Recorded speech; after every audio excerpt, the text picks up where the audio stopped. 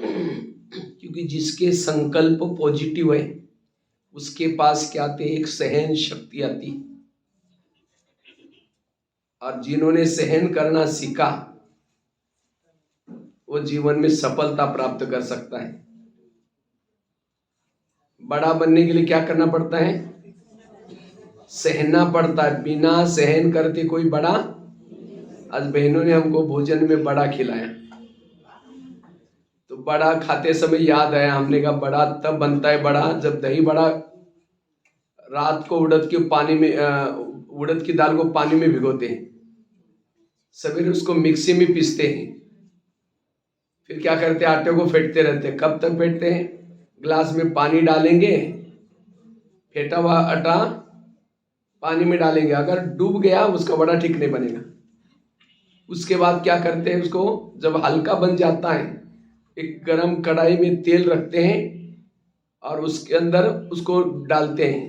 तो क्या क्या सहन किया, पिसा सहन किया, फेंटा सहन किया, फिर जब करारा बन जाता है, लाल बन जाता है, निकाल करके ठंडे पानी में डालेंगे, फिर ठंडे पानी से निकाल करके जोर से उसको दबाते हैं।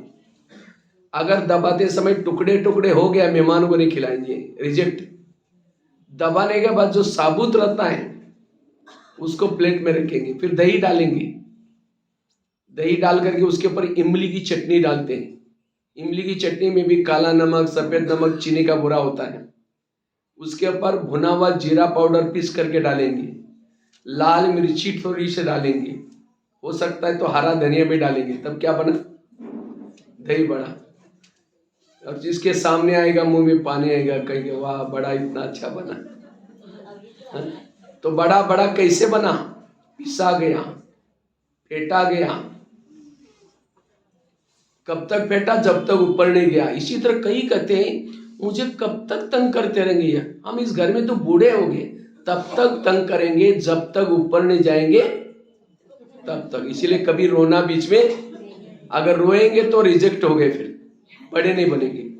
इसीलिए चुपचाप उन बातों को सहन करो। इतना ही नहीं, कोई फुलाएगा और जो फुलाएगा वही दबाता है। फिर कहेंगे देखो ये लोग पहले कितना मुझे पूछते थे, कितना मेरा रिगार्ड करते थे, अब मेरे लिए पर इतना बुरा कर रहे। जो फुलाएंगे वही दबाएंगे। इसीलिए रोना नहीं, ये भी बड़े बनने की प्रक्रिया है। दबाना नहीं, लेकिन आगे बढ़ने का एक तरीका है। उसके बाद भी बचेंगे, फिर खट्टी मीठी तीखी सारी बातें आएंगी। कोई नमक मिर्ची में लगाएगा, आपकी बातों को उल्टी सुल्टी दूसरों को सुनाएगा, तो भी उसको सहन करना है। तो सहन करना कोई मासी का कारण नहीं। इतना सारा सहन करने के बाद भी, जैसे इतना बड़ा खट्टी मीठी सारी बातें सहन करने के बाद भी फिर क्या करते हैं, मुंह में डालेंगे तो 32 दांत भी छोड़ेंगे नहीं, उसको दबा दबा करके चबा चबा करके खाएंगे। इसी तरह चारों तरफ से बातें आएंगी, लेकिन सहन करना है। ब्रह्मा बाबा ने सहन किया, दादियों ने सहन किया, तो हमें भी सहन करना है। और उसके लिए पॉजिटिव चिंतन बड़ा काम आएगा। जितना पॉजिटिव रहेंगे उतना क्या करेंगे, सहनशील बनेंगे। इसलिए सहन शक्ति बड़ी जरूरी। आज कईयों को क्यों सहन नहीं होता, निगेटिव क्यों आता है। कई कहते हैं मैं इसके रास्ते में कभी गई नहीं, मैंने इसका बुरा कुछ किया नहीं, फिर भी मेरे पीछे क्यों है, फिर भी मेरे साथ ऐसा क्यों। संसार का नियम है, जिसका भला करेंगे वही लोग आपका बुरा करेंगे। ये संसार का ही नियम है। जिस बच्चों को पढ़ाएंगे लिखाएंगे वही फिर जब शादी होगा, जब कोई कार्य आपको बोलेगा भी नहीं। और ये सब देख करके हमें टेंशन आता है, निगेटिव सोच चलते हैं। देखो जिस बाबा ने हमको पढ़ाया, कितना संगम युग में रात रात बैठ करके मेहनत करता है। बाबा जब अव्यक्त बाबा आते थे, शाम को 6 बजे आते थे, कई बार 10 बजे भी गए। लगातार रात रात बच्चों से मिलते थे, मेहनत कराई देवी देवता बनाने के लिए। और इतनी मेहनत करने के बाद जब सतयुग में गए, सोने के महलों में रहे, कभी उद्घाटन हुआ सोने महलों का, तो कभी बाबा को बुलाया, बाबा प्लीज आज आपके कारण मुझे सोने का महल मिला, आप आ जाओ। कोई लेना देना नहीं, बुलाया ही नहीं। तो बाबा ने ऊपर से देखा नहीं होगा, तो बाबा ऊपर सोचता रहा, अरे देखो इन्होंने मुझे बुलाया नहीं, मैंने इतना इसको मेहनत किया, सोचा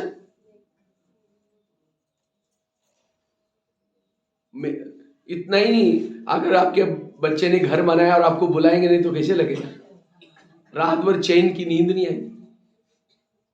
इतना ही नहीं, दोपहर में जब गए उसी बाबा को क्या किया, फिर गाली देना शुरू किया। हे भगवान, तुम कुत्ते में है, बिल्ली में, और अकेले में नहीं गिर दिया, औरों को निमंत्रण कार्ड छपाया, आज हमारे पास गाली देने का प्रोग्राम है, आप आ जाओ। अब प्लस माइक लगाए ऊपर, देख सुन ले ऊपर। तुम कुत्ते में है, बिल्ली में, टिक्कर में, पीतर में। अच्छा, तो ये थोड़ा ये जा रहे, ठीक है,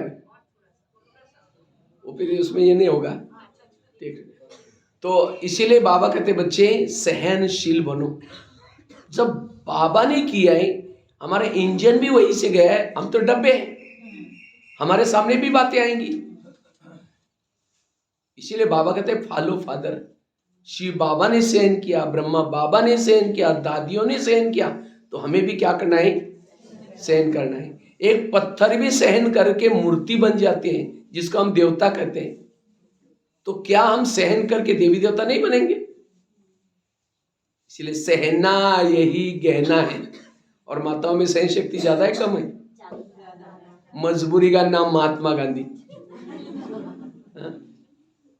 माताएं सहन तो बहुत करती है, इसमें कोई ये नहीं है, लेकिन सहन की भी बातें अपने तक नहीं रखेगी, पड़ोसने के बाद जाकर के सुनाएगी।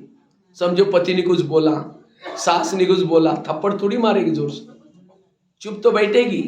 जैसा पति ऑफिस में चला गया, पड़ोसने के बाद जाकर के बैठेगी, कहीं कहीं खाना खाया क्या, अरे क्या खाओ, मेरे पति ने ऐसा घमासान किया, वो कहे कि मेरा भी कोई कमाई क्या। वो अपने पति की सुना रहे, अपनी सास की सुना रही, अपने, फिर वो जाते जाते सुनाएगी, मैं कभी कभी इसको धमकाती हूँ, तुम भी कम नहीं करना, नहीं तो सिर पर बैठेगा। बस वो बात सुन के आई, फिर सारा दिन चिंतन चलता, अब आएगा धमकाना है। जब शाम को आता है, पानी मांगता है, कैसे देंगे? ले तेरे को हाथ नहीं, गुस्से से पानी दिया। अब गुस्से वाला पानी पिएगा, वो अंदर जाएगा तो क्या बन जाएगा? हमारे बॉडी में 70% वाटर लेवल है, फिर खाना भी गुस्से से बनाएंगे तो सारा परिवार में अशांति फैल गई, केवल सहन शक्ति की। फिर पति को जो खाना खाया, अन्न खाने से मन बनता है, और मन अशांत बना, क्योंकि खाना ऐसा अशांति में बनाया, पानी अशांति वाला से दिया, और इसीलिए फिर वही पति क्या करता है, शांति के लिए दोस्तों के पास जाता है, पार्टी में जाता है, पिकनिक में जाता है, फिर दोस्त कहते चलो शराब पीते, फिल्म देखते, फिर कुछ समय के बाद क्या कहेंगे, मेरा पति बिगड़ गया। किसने बिगड़ा? इसीलिए कहते माताओं के पेट में कोई बातें ठहरती नहीं, ये कमजोरी है, लेकिन इसी कमजोरी का फायदा हमारे ब्रह्मा बाबा ने लिया। और इसीलिए माताओं का कलश किसको दिए? ज्ञान का कलश किसको दिया है? क्यों? उनको पता है बाबा को अगर इनको सुनाएंगे तो इनके पेट में ठहरेंगे नहीं, सबको सुनाएंगे। इसीलिए माताओं की संख्या देखो सबसे ज्यादा है, भाई तो गिने चुने थोड़े बैठे। ज्ञान की बातें सबको सुनाओ, लेकिन व्यर्थ बातें अभी अंदर रखना है। इसलिए व्यर्थों से मुक्त निर्विघ्न बनना है। इतना ही नहीं, उस बाबा को हमने कितनी गाली दी, बाबा के पास इतनी पावर है, वो ऊपर से सोचता है मैं जाते हैं उनके गले दबाऊंगा नीचे। जब आया ये भी नहीं सोचा, जब मैं नीचे आऊंगा जिन्होंने मुझे गाली दी उनको ज्ञान नहीं सुनाऊंगा। पिछले बार देख करके मैं फंस गया था, उन्होंने मुझे गालियां दी थी, मुझे पूछा भी नहीं था, जब सत्युग में गया याद भी नहीं किया। अब नए लोगों को ढूंढूंगा। जब ऊपर से आया तो क्या किया, गाली देने वालों को गले लगाया, अपकार करने वाले के ऊपर बाबा ने मन में भी नहीं रखा। ये तुम तो मेरे को भक्ति में गाली देते थे, अब तुम इधर जाओ। इसलिए बाबा का ऐसा गायन नहीं, गाली देने वालों को गले लगाता है, अपकार किया है ना, किसके ऊपर किया, हमारे पर किया हुआ ना। तो जब भगवान भी किसी अपकार के ऊपर उपकार करते हैं तो हम क्यों नहीं कर सकते? हम तो 15 दिन उसे बात नहीं करेगा ऐसे। समझो कोई देवी को गाली देता है, देवी वरदाने हाथ के बजाय नीचे करती है, चेहरा पीछे करते हैं, और हमें कोई गाली देता तो 15 दिन उसे बात नहीं करेंगे। ऐसे हाथ के बजाय ऐसा मंदिर में कोई हाथ है? सभी देवी का ऐसा हाथ है। इसलिए निगेटिव विरतों से मुक्त बनना।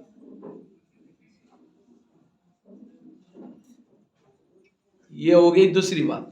अब तीसरी बात, अगर व्यर्थों से बचना है, पॉजिटिव बनना है, समर्थ बनना है, उसके लिए जैसे ब्रह्मा बाबा ने रोज अपने इंद्रियों का दरबार लगाया,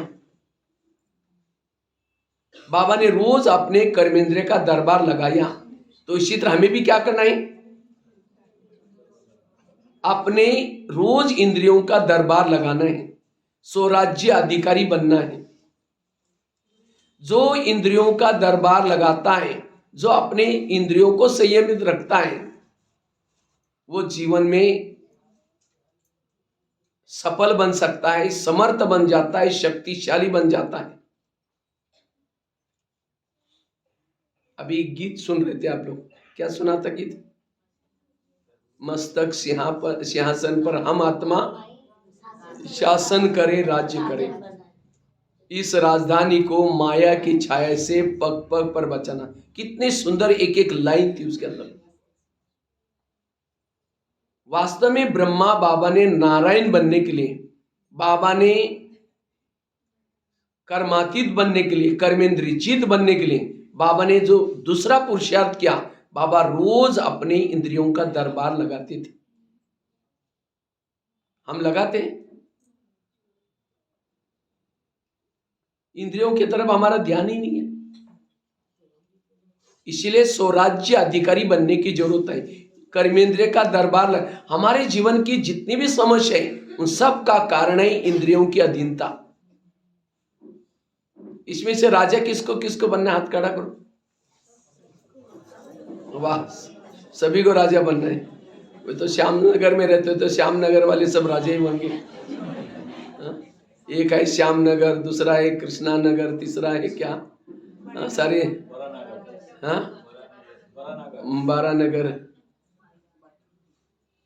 दूसरा है और क्या, हम गए थे मालदा। मालदा तो फलों का राजा है, आम। तो ये सब अच्छा लाइन वाले हैं सभी, और सभी के अंदर क्वालिटी भी है। तो सभी ने हाथ खड़ा किया था, हम राजा बनने वाले हैं। तो क्या आप सभी का इंद्रियों पर शासन है? मन को कहा ये मन तुम आधा घंटे के लिए परमधाम में जाना, मन मार्केट में लेके जाता है, तो राजा कैसे बने फिर? ये कई कहते अभी कोशिश कर रहे हैं। अब कोशिश कर रहे हैं तो अभी तक जो दिन गए वो तो चले गए। राजा कौन बनेगा, दासी कौन बनेगी, साहूकार कौन बनेगा, सिस्टम है। कोई ज्ञान में चलता है, धन से सेवा नहीं करता, ज्ञान दूसरों को नहीं सुनाता, इंद्रियों के अधीन है, ऐसी आत्मा का भविष्य क्या है? दास दासी। दास दासी वो बनती है जो उदास रहती है। और उदास कौन होता है? जो इंद्रियों के अधीन है, जो यहां संगम युग में किसी का श्रृंगार नहीं करते, वो श्रृंगार करने वाली बनती। कोई ज्ञान में चलता है, धन से सेवा करता है, ज्ञान दूसरों को सुनाता है, लेकिन इंद्रियों के अधीन है, वो क्या बनेगा? साहूकार बनता है। साहूकार क्यों बना? ज्ञान का दान किया, धन का दान किया, अनेक गुना होकर मिला, तो क्या बना? साहूकार। और कोई ज्ञान में चलता है,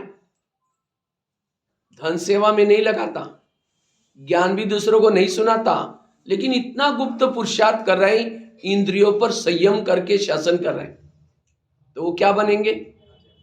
राजा तो बनेंगे, लेकिन कंगाल राजा बनेंगे। कंगाल क्यों बना? क्योंकि धन से सेवा नहीं की, ज्ञान दूसरों को नहीं सुनाए। और कोई ज्ञान में चलता है, धन सेवा में लगाता है, ज्ञान भी दूसरों को सुनाता है, इंद्रियों को भी शासन प्रमाण रखा है, वो है संपन्न राजा। तो चेक करो आपकी खुद की पर्सनल गाड़ी कौन से ट्रैक पर खड़ी है। मैं दासी वाली लाइन पर हूं। आज तक के पुरुषार्थ अनुसार मुकड़ा देख ले प्राणी, मैं कहां हूं? क्योंकि बाबा की ये पढ़ाई दासियों के लिए, प्रजा के लिए नहीं है, राजाओं के लिए। लेकिन राजा बनने के बाद जो ये करते नहीं, केवल सुनते रहते हैं, आते रहते हैं, वो अपने आप फिर दासिया प्रजा वो अपने आप छटनी होती। लेकिन स्कूल एक है, और जो बाबा जो कहता है वो करता है, वो ऑटोमेटिकली क्या बन जाता है? राजा बन जाता है। बाबा ने कभी मुरली में नहीं कहा कि जो मधुवन में रहने वाले वो राजा बनेंगे। जिन्होंने मम्मा बाबा को देखा है वो राजा बनेंगे। जिन्होंने जो बहुत पुराने हैं वो राजा बनेंगे। जो समर्पित है वो राजा बनेंगे। राजा बनने का फार्मूला क्या बताया? जो स्वराज्य अधिकारी है वो क्या बनेंगे? राजा बनेंगे। इसलिए संगम युग में स्वराज्य अधिकारी बनना ये बहुत बड़ा पुरुषार्थ है। हमारा ज्ञान और कुछ नहीं, इंद्रियों पर शासन करने का पुरुषार्थ है। सारे गीता का सार है, हे अर्जुन तुम अपने घोड़े की लगाम अपने हाथ में रखो। सारे ज्ञान का सारा है इंद्रियोचित बनना। जब तक ये कर्मेंद्रिय आपके सहयोगी नहीं, कितना साल भी ज्ञान में चलो सफलता नहीं मिलेगी। जिसको ही बाबा दूसरे में शब्द में कहते हैं, बच्चे चैरिटी बिगेन्स एट होम। आप अपने घर को सुधारो। घर मतलब लौकिक नहीं, ये शरीर आत्मा का पहला घर है। तो क्या इस घर में रहने वाले सब ज्ञान में चल रहे? सब चल रहे ज्ञान में? आंखें ज्ञान में चलती है? अगर आंखें ज्ञान में चलती, योग में बैठते ही तुरंत बंद हो जाते हैं, इसका मतलब वो ज्ञान में नहीं है। कान ज्ञान में चलता तो कोई परचिंतन निगेटिव बातें सुनाता तो क्यों कहता और क्या हुआ? वो तो कहता नहीं बस मुझे नहीं सुनना। इसका मतलब कान ज्ञान में नहीं है। अगर मन में ज्ञान में चलता तो परमधाम के बजाय इधर उधर क्यों भटकाता? जिसकी हर इंद्रिया श्रीमत प्रमाण चलती है वो एक ज्ञान में चल रहा है। इसीलिए पहले अपने परिवार को ज्ञान में चलाओ। Charity begets at home. घर को सुधारो। बाबा आए हैं, बाबा कहता है तुम स्वयं को बदलो तो दुनिया अपने आप क्या हो जाएगी? तो स्वयं को बदलना मतलब क्या करना? बैच पहनना, सफेद ड्रेस पहनना, रोज आकर के मुरली सुनना, अमृत वाला करना, यह है बदलना अपने आप को। अपने आप को बदलना अर्थात हर इंद्रियों को श्रीमत प्रमाण चलाना, यह है स्वयं को बदलना। और जो अपने आप को बदलता, हर इंद्रिया श्रीमत प्रमाण चलते हैं, तब जाकर के उसके व्यवहार में, उसके संस्कारों में बदलाव आएगा। यह है देवी देवता बनने का पुरुषार्थ। केवल यहां आकर के बैठ गए, ज्ञान सुन लिया, आंखें कुछ भी देख रहे हैं, आंधा पीस रहा है, कुत्ता बैठ करके खा रहा है। आंधे को लगता हुआ बोरी भर करके पीसा, लेकिन उसको क्या पता है कि कुत्ते ने सारा खत्म किया है। इसी तरह हम पुरुषार्थ कर रहे हैं, अमृत वाला कर रहे हैं, योग कर रहे हैं, और सारा दिन वेरत देख रहे, वेरत सुन रहे, सारा खत्म, जमा कुछ भी नहीं। इसलिए स्वराज्य अधिकारी स्थिति। इस धरती पर शासन वही कर सकता है जिसने शरीर पे धरती पर शासन किया है। इस धरती का सैंपल है यह धरती शरीर। यह धरती पर कितने लोग हैं? 950 करोड़ लोग हैं। इस शरीर में भी 950 करोड़ सेल्स है, जीवाणु है। इस दुनिया में 3 लोग हैं, शरीर में भी 3 लोग हैं, आत्मा लोग। ये दुनिया 70% पानी है, शरीर में भी 70% पानी। दुनिया 5 तत्वों की है, शरीर भी 5 तत्वों का है। तो इसके ऊपर शासन करना है हमारा, और कुछ ही पुरुषार्थ नहीं। लेकिन हम दूसरों को देखने में लगे, वो क्या करता है, वो क्या करती है। और इसीलिए हमारे जीवन में जो भी प्रॉब्लम है, क्या प्रॉब्लम है, योग लगता नहीं, संस्कार बदलते नहीं। योग क्यों नहीं लगता, हमको गलत देखा है, कानून गलत सुना है, और जब योग में बैठते हैं तो वही देखी सुनी बातें याद आती है, योग नहीं लगता। अगर सारा दिन आपकी कर्मेंद्रिय अपनी ड्यूटी एक्यूरेट करते हैं, क्यों नहीं योग लगता, कर्म योगी बनते हैं, बैठ करके योग भी अच्छा लगता। इसीलिए ब्रह्मा बाबा ने ये मेहनत की है। ब्रह्मा बाबा ने इंद्रियों पर जीत प्राप्त करने का स्वराज्य अधिकारी का पुरुषार्थ किया। इसलिए अगर मुझे बाप समान बनना है, निर्विघ्न बनना है, समर्थ बनना है, हमें स्वराज्य अधिकारी बनने की जरूरत है। आजकल के मम्मी पापा इतना बिजी होते हैं, बच्चा कहां जा रहा है, किसके संग में जा रहा है, देखने का पूछने का उनको टाइम ही नहीं है। इसी तरह हम अपने आप में इतने बिजी है, मेरी आंखें क्या देख रहे हैं, मेरा कान क्या सुन रहे हैं, मेरा मुख क्या बोल रहे हैं, कोई देखने का उतने का टाइम ही नहीं। अधीन वाला कभी अधिकारी नहीं बन सकता, इसलिए राजा बनने का पुरुषार्थ। अब श्याम नगर में रहते हैं और दास दासी बन जाए तो कैसा लगेगा।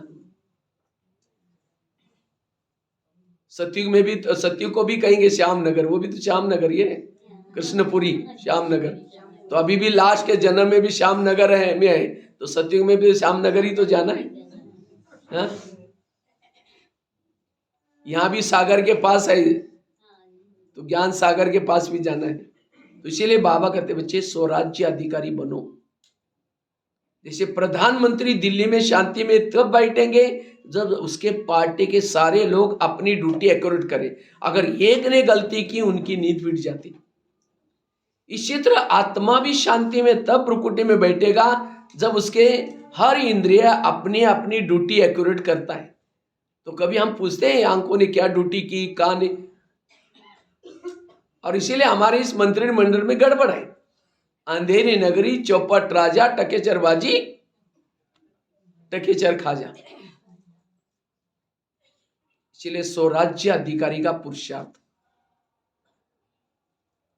और इसी से हम राजा ही प्राप्त करेंगे।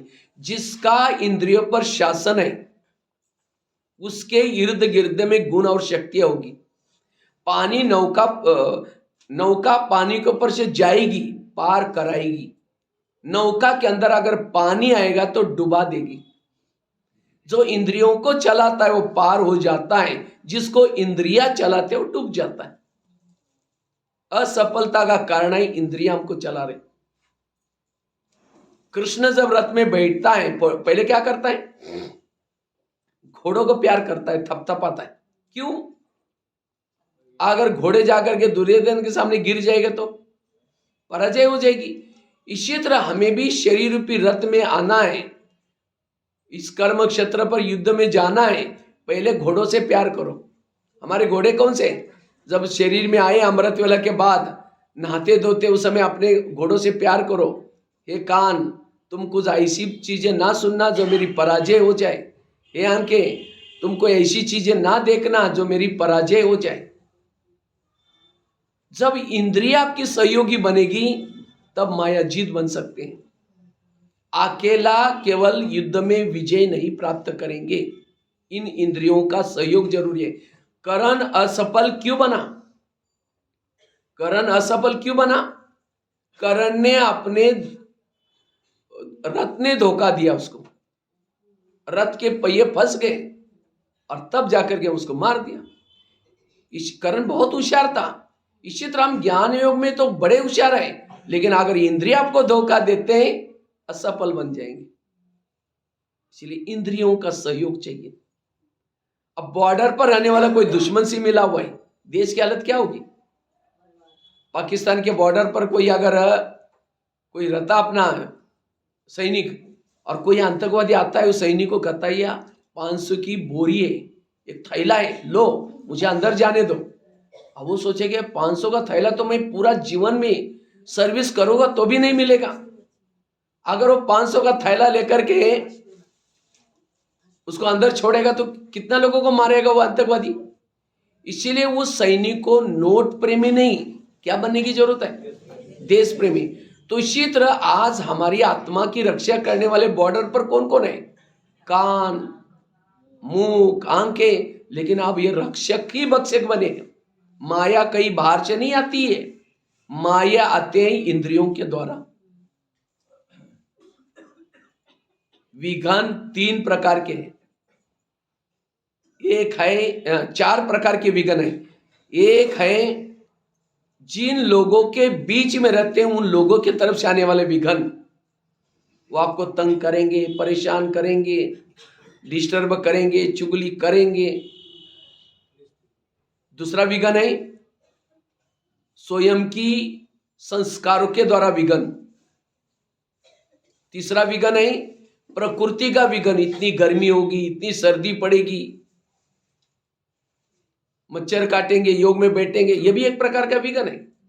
और चौथा विघन है इंद्रियों के द्वारा आने वाला विघन। लेकिन इन चारों में से सबसे खतरनाक है इंद्रियों का विघन। अगर लोग आपको कुछ भी कहते, कुछ भी करते, लेकिन आपकी इंद्रियां उसको एक्सेप्ट नहीं करते, अंदर लेती नहीं, तो उस विघ्नों में भी विजय बन सकते हैं। दूसरा विघन है अगर इंद्रिया आपकी सक्षम है, संस्कार नहीं जागृत होंगे। इंद्रिया जब मिलती है तब संस्कार अंदर से जागृत होती है। तीसरा विघन है प्रकृति। अगर इंद्रिया जीत है तो प्रकृति कितना भी गर्मी सर्दी उसका कोई असर नहीं पड़ेगा। लेकिन अगर बॉर्डर पर घर में रहने वाला कोई दुश्मन से मिला हुआ है, इसलिए स्वराज्य अधिकारी बनना। जितना स्वराज्य अधिकारी बनेंगे, ये किला, पहले जमाने में राजे कहां रहते थे, किले में, और किले के कई दरवाजे रहते। कोई भी जाता है उसकी पूछताछ होती है, कहां जा रहे, क्यों जा रहे। इसी तरह शरीर में हमारा एक किला है, फोर्ट है, और किले के कई दरवाजे, कान, मुंह, आंखें, लेकिन इस दरवाजे में रोकने टोकने वाला कोई नहीं है। कुछ भी बातें अंदर जा रहे हैं, और इसीलिए आत्मा की हालत गंभीर है। इसीलिए इस किले के दरवाजे को मजबूत, जो योग्य नहीं मुझे नहीं देखना है, योग्य नहीं उसको ना सुनना, योग्य नहीं उसे मुझे ना बोलना, यह है ज्ञान। इसीलिए स्वराज्य अधिकारी बनना। जैसे भारत में अंग्रेज घुसे थे, कैसे घुसे थे, कहानियां पता है ना। भारत में अंग्रेज कैसे घुसे थे। भारत में नवाबों का शासन था। बंगाल का नवाब, सूरत का नवाब, बिहार का नवाब, कई नवाब थे। और अंग्रेज जब आए उन नवाबों के साथ दोस्ती की, और दोस्ती करते करते दिल्ली के ऊपर क्या किया, अटैक किया। अब मैंने पता नहीं बेहरमपुर का ये है, वहां गया था एक, उन्होंने बताया कि वहां कोई राजा था, कोई नवाब। हाँ, तो उन्होंने अंग्रेज लोगों को यहाँ ठहरा, वो सब बनाया, वो बिल्डिंग वगैरह से। हाँ, तो ये सब यादगार है। तो वास्तव में इस शरीर में हमारा एक इंडिया है, और इस इंडिया की राजधानी राजा कहाँ रहता है, यहाँ। और इसी शरीर पे इंडिया में कई नवाब है। कौन से, कान, मुंह, आंखें, ये सब नवाब है, अपना अपना शासन है। तो काम क्रोध जब आते हैं तो इन नवाबों के साथ दोस्ती करते हैं। कोई परचिंतन सुनाएगा, कान सुनेगा, फिर उसके बाद अंदर घुसेगी, फिर आंख में जाएगी, फिर मुख के द्वारा, मन के द्वारा, बुद्धि के द्वारा, फिर आत्मा के ऊपर अटैक किया। और अब हमारा शरीर रूपी देश गुलाम है। किसके गुलाम है, माया रूपी विकारों के अधीन है। और इस संगम युग में हमें कुछ नहीं करना, इस गुलामी से स्वतंत्र बनाना है। अगर कोई भी जन्म में, अगर इस संगम युग में आपने शरीर रूपी देश को माया के गुलामी से स्वतंत्र नहीं किया, तो कोई भी जन्म में राजा नहीं बन पाएंगे। और जितना इसको गुलामी से स्वतंत्र बनाओ, उतना समय के राजा लंबा समय के बनेंगे। तो भारत को स्वतंत्र बनाने के लिए क्या किया था, वही नीति आप यहां अपनाओ। क्या किया था, जगह जगह पर सभा लगाई। एक जालियनवाला बाग करके पंजाब में मशहूर है, वहां कुछ स्वतंत्रता के बारे में कुछ यहाँ के लोगों ने मीटिंग शुरू किया था। अंग्रेज लोगों से किसी के से पता चल गया और वहां जाकर के वो उनके गेट पर खड़े होकर के गोली मारना शुरू किया और लोग घबरा करके, एक ही रास्ता था, कई कुआं था बीच में, उसमें गिर गए। और ये घटना लोगों को पता होते और भड़क गए। ऐसी घटना से और ही लोगों के अंदर क्या हुआ, कईयों ने क्या किया, फिर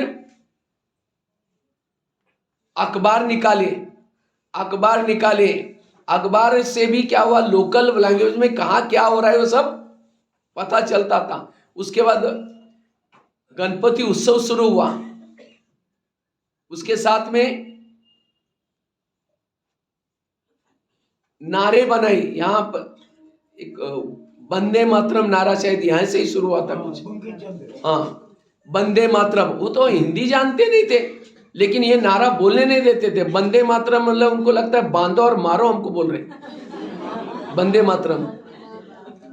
तो ऐसे तब नमक का सत्याग्रह, दांडी यात्रा, और इसी से जनता जागृत हो गई। और तब जनता को पता चला अंग्रेज हमारी उन्नति के लिए नहीं आए, हमें लुटने के लिए आए। और तब जनता जागृत हो गई और सभी ने नारा लगाया अंग्रेजों गो बैक, और तब यहां से चले गए। इसी तरह आज हमें भी क्या करना है, हमारी जनता कौन है, इंद्रियां हमारी जनता है, इन जनता को जागृत करने की जरूरत है। यहाँ के जो मोबाइल की तुम गलत चीजें देखते हो, तुमको तो अच्छा लग रहा है, लेकिन मेरा उसके अंदर कितना घाटा हो रहा है। हे कान, तुम परचिंता तो सुनते हो, लेकिन मेरा क्या हो रहा है। इसलिए हर इंद्रियों से पर्सनली बातें करो, मन से बातें करो, बुद्धि से बातें करो। और ये काम ब्रह्मा बाबा ने किया है। आज हम ये नहीं कर रहे, योग लगा रहे, अमृत वाला उठ रहे, लेकिन इंद्रिया सहयोगी नहीं है। अगर इंद्रिया सहयोगी नहीं है तो कुछ भी करेंगे। इसलिए इंद्रियों का सहयोग, उनको जागृति चाहिए। और इसीलिए बाबा कहता है, जैसे प्रधानमंत्री को किसी ने गाली देने वाला पत्र लिखा, तो पत्र कहां जाता है, पहले वो उसके पीए के पास जाता है, पीए उसको पढ़ता है, फिर कहेंगे क्या फालतू आदमी लिखता है, इतना अच्छा काम करे, फाड़ के फेंकेगा, माना उसका पीए को क्या है, उसका सहयोगी। इसी तरह हमें कोई गाली देता है, हमारा पीए कौन है, आत्मा का कान फटाफट आत्मा तक पहुंचाता है, हमको गाली दी, और सारी इंद्रियां डिस्टर्ब हो गई, कान डिस्टर्ब हो गया, मन डिस्टर्ब हो गया, बुद्धि डिस्टर्ब हो गए। और सवेरे की 4 पेज की मुरली सुनी थी, उसको ये नहीं बोलता कि आज बाबा ने ऐसा बोला, वो निकाल करके फेंकता है बाहर। इसका मतलब कान मेरा हितैषी नहीं है, आंखें हितैषी नहीं है। अगर आंखें हितैषी होती, योग में बिल्कुल देखती रहती, और कोई भी गलत चीज है उसको ना देखती, क्योंकि इसके अंदर ज्ञान जागृति करने की जरूरत है। इसीलिए बाबा कहते बच्चे, इंद्रियों के अंदर जागृति लाओ, ये है पुरुषार्थ। तो हमें इन इंद्रियों के अंदर जागृति कैसी करनी है, कैसे स्वराज्य अधिकारी बनना है, कैसे इंद्रियों से बातें करना है, क्योंकि इसके बिना आज ये काम आता है, क्रोध, ये इंद्रियों के द्वारा आता है। और इसीलिए हमारे संस्कार नहीं बदल रहे, इसीलिए स्वयं में परिवर्तन नहीं हो रहा है। तो हम रोज अपना दरबार कैसे लगाए, रोज अमृत वेला करने के बाद, क्योंकि शिव बाबा हमें मित्र के रूप में मिला हुआ है। किस रूप में मिला है, मित्र के रूप में मिला है। और वो मित्र कहता है, मैं तुमको राज्य दूंगा, तुम्हारा राज्य माया ने छीना है ना, मैं तुमको ट्रेनिंग दूंगा, ताकत दूंगा, और उस ताकत के बल से तुम दोबारा ले सकते हो। तुम मेरे पास रोज सवेरे आओ, ट्रेनिंग लो, मैं ताकत भी दूंगा, बल भी दूंगा। इसलिए अमृत वेला उसके पास जाना है मैं, और अमृत वेला जा करके ट्रेनिंग लेकर के, ताकत लेके फिर नीचे आना है। और नीचे आकर के सभी इंद्रियों से पहले गुड मॉर्निंग बोलो। बाबा सवेरे भी दरबार लगाते थे और रात को भी 2 बार बाबा दरबार लगाते थे, कचेरी लगाते थे, और दूसरी स्कूल में भी कचेरी लगाते थे आपस में सबकी। तो रोज हमें क्या करना है, अमृत वेले के बाद जब शरीर रूपी देश में आते, शरीर हमारा एक ऑफिस है, एक देश है, इसके अंदर आने के बाद सभी इंद्रियों से गुड मॉर्निंग बोलो, और गुड मॉर्निंग बोल करके उनसे बातें करो। कैसे बातें करनी है? सबसे पहले बात करो कान से। हे कान, तुम मेरे इस राज्य के शान हो, अगर तुम ना होते मैं ईश्वरी महावाक्य कैसे सुनता। इसलिए तुम्हारा बहुत बहुत धन्यवाद, क्योंकि राजाओं की निशानी होते हैं। मुझे याद आया जब दादी प्रकाशमणि थी मधुबन में, तो दादी प्रकाशमणि को कहीं भी समझो जाना होता था कहीं सेवाओं में, तो सभी निवासियों को इकट्ठा करती थी, सबको बोलती थी आज शाम को इतना बजे ऐसे ऐसा क्लास रखा है, सबको आना है।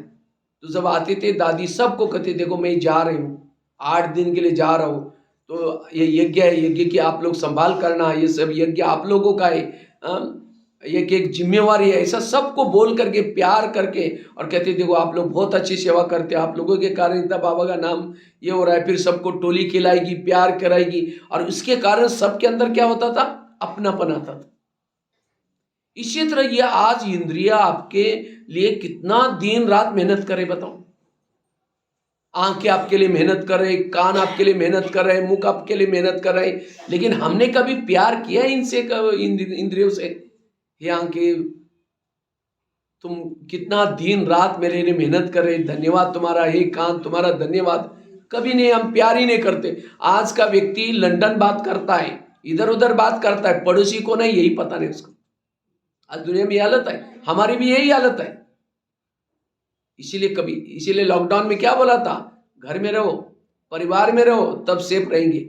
तो इसी तरह संगम युग भी लॉकडाउन है, हमें अपने शरीर में परिवार के साथ, ये हमारा असली परिवार है, इसी परिवार के साथ प्यार से रहो। जब इसमें खिटपिट है, बाहर खिटपिट शुरू हो जाती है।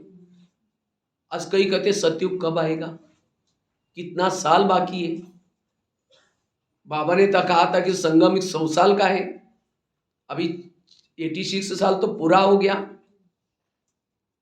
अभी बाबा तो नहीं आ रहे, कृष्ण कब आएगा, कई ऐसी चिंतन करते रहते हैं।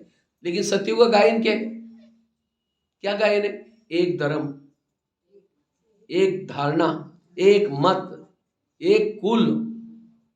तो क्या हमने एक धर्म, एक राज्य शुरू किया? क्या एक आत्मा का हमारे बॉडी पर शासन है? एक धर्म धारणा है? अगर इसमें सतयुग नहीं बना, या कान कुछ ये करता, आत्मा चाहता है कुछ, मन कुछ चलता है, जब इसमें सतयुग नहीं बना, बाहर कैसे आएगा? सतयुग अपने में बनाना है। और ऐसे नहीं कि आप नहीं करेंगे तो सतयुग, वो सतयुग आएगा, लेकिन हम उसमें नहीं जा सकेंगे। इसीलिए स्वराज्य अधिकारी बनना। तो हमें कान से बातें करनी। हे मेरे कान, तुम मेरे इस राज्य के शान, अगर तुम ना होते मैं ईश्वरी महावाक्य कैसे सुनता। और मेरा तुम्हारे पर बहुत विश्वास है, इसीलिए मैंने तुमको बॉर्डर पर रखा है। कान का है बॉर्डर पर, बॉर्डर पे विश्वास हो। तुम मेरा खाते हो, मेरे राज्य में रहते हो, आत्मा ने कमाया हुआ खून सप्लाई हो रहा है कान को। अगर कान थोड़ा डिस्टेंस में यहां होता, बीच में खाई होती, तो कान के सेल्स जिंदे रहते। खाता ही आत्मा का, और धोखा दे रहे आत्मा को। परचिंतन सुन करके, व्यर्थ बातें सुन करके, किसी की निगेटिव सुन करके आत्मा का धोखा कर रहे। इसीलिए कान से बात करो। हे मेरे कान, आज तक जो हुआ कोई बात नहीं, लेकिन आज रात को सोने से पहले मैं दरबार लगाने वाला हूं। ये कब बोल रहे कान से? अमृत वेले के बाद। मैं मेरे परम हितैषी शिव बाबा के पास गया था, दोस्त के पास, और शिव बाबा ने तुम्हारे लिए कुछ इशारे दिए, और वो दोस्त मेरा हित चाहता है, वो ऐसा वैसा नहीं बोलेगा। इसलिए अब मैं जागरूक हूं। अगर तुमने कुछ व्यर्थ सुना सारा दिन में, तो रात को समय सोते समय में चेक करूंगा, और उसमें तुमको सजा मिलेगी। और ये नहीं समझना कि मुझे कुछ पता ही नहीं चलता, क्योंकि शरीर रूपी किले के चारों तरफ से मैंने शीशी कैमरे का प्रबंध किए। आजकल होता है ना घरों में, इधर उधर सभी तरफ क्या लगाते हैं? शीशे कैमरे का। आगे चलो, मुख के साथ बात करो। हे मेरे मुख, तुम भी मेरे इस राज्य के शान हो, अगर तुम ना होते मैं ईश्वरीय महावाक्य दूसरों को कैसे सुनाता। तुम्हारे द्वारा मैं बहुत बड़ी सेवा करता हूं, लेकिन कभी कभी तुम किसी का अपमान करते हो, किसी का परिचिंतन करते हो, किसी के लिए अपशब्द विचारते हो, जिससे मेरा आत्मा भाई रुठ जाता है, मुझे बददुआएं देता है, आपस में हमारी दूरियां बनती है। क्या मैंने तुमको राजा में इसीलिए रखा है? अगर तुम ऐसा करेगा मैं तुमको सजा दूंगा। आगे चलो आंखों के पास। ये आंखें, मुझे 84 जन्म में बहुत सारे आंखें मिली, लेकिन तुम्हारे जैसे भाग्यशाली आंखें कोई नहीं मिली। तुम्हारे द्वारा मैंने सत्यम शिवम सुंदरम को देखा है ना। मधुबन में बाबा मिलन किया हुआ है कई लोगों ने, जिसको देखने के लिए दुनिया की आंखें तरस रही, और तुमने उस प्रभु को घंटों तक देखा है, तो क्या प्रभु को देखने के बाद तुम्हारा पेट नहीं भरा? तुम इस संसार की व्यर्थ बातें क्यों देखते हो? अगर देखेगा मैं तुमको सजा दूंगा।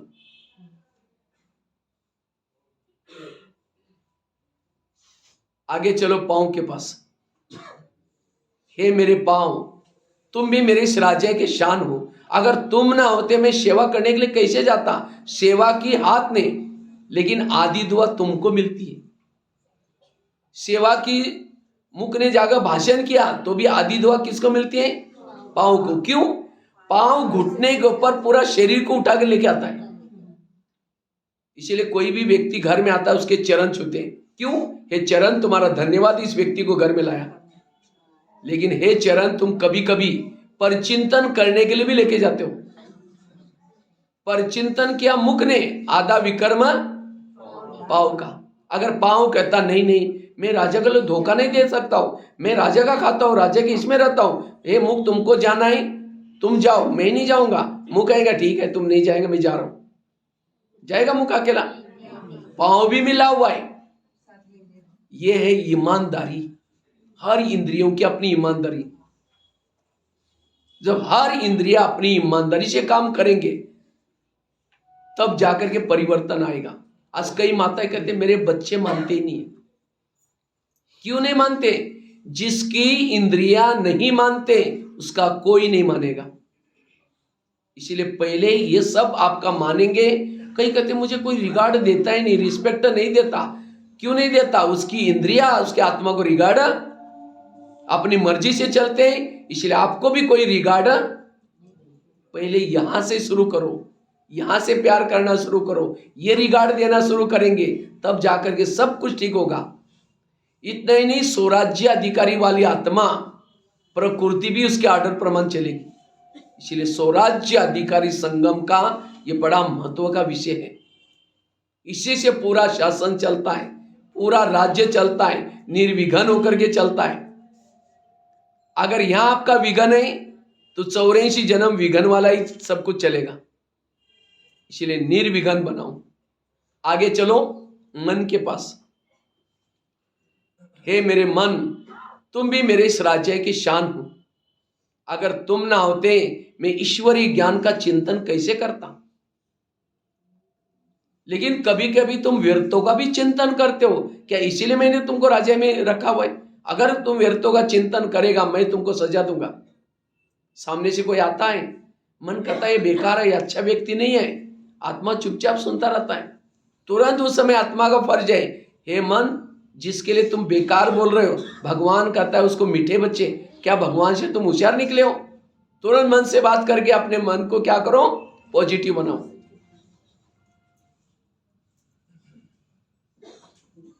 आगे चलो बुद्धि के पास।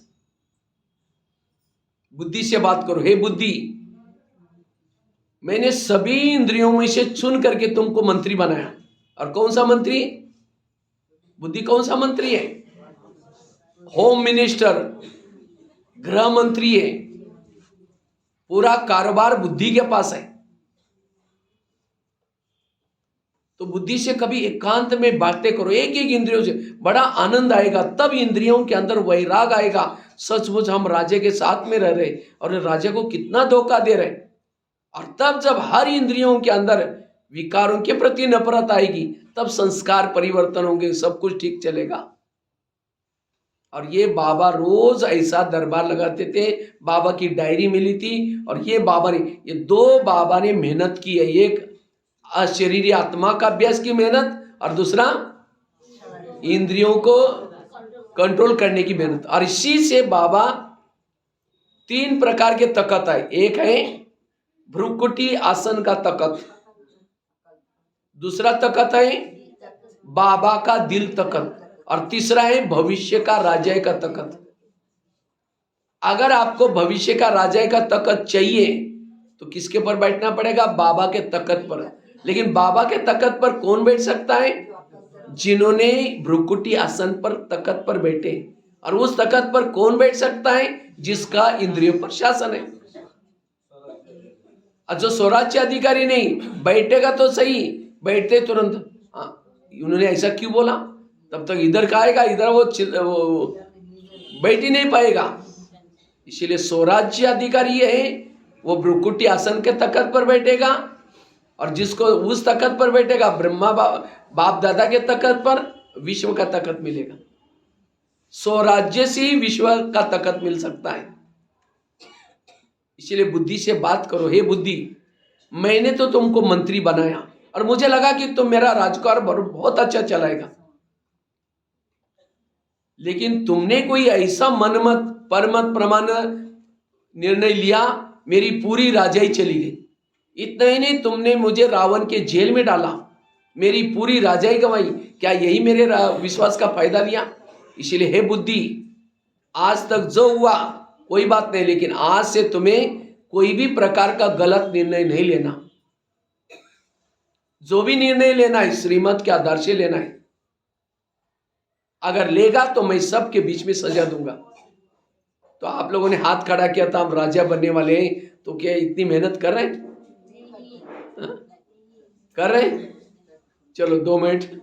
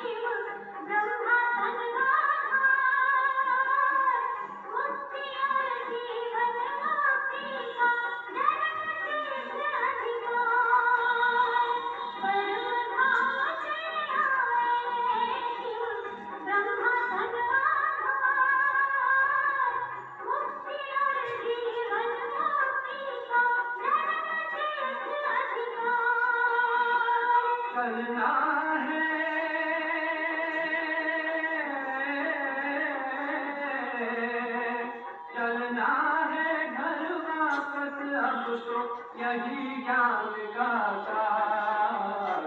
योगी बनो ज्ञानी बनो, योगी जीवन हजारा, योगी जीवन हजारा, योगी जीवन हजारा।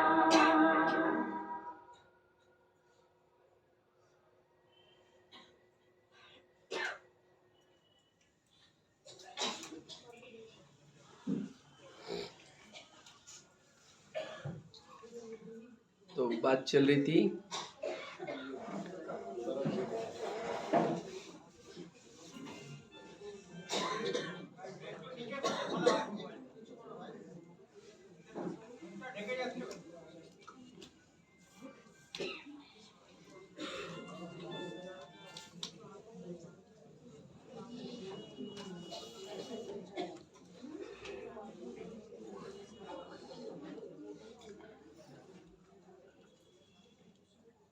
ऐसे इसको निकाल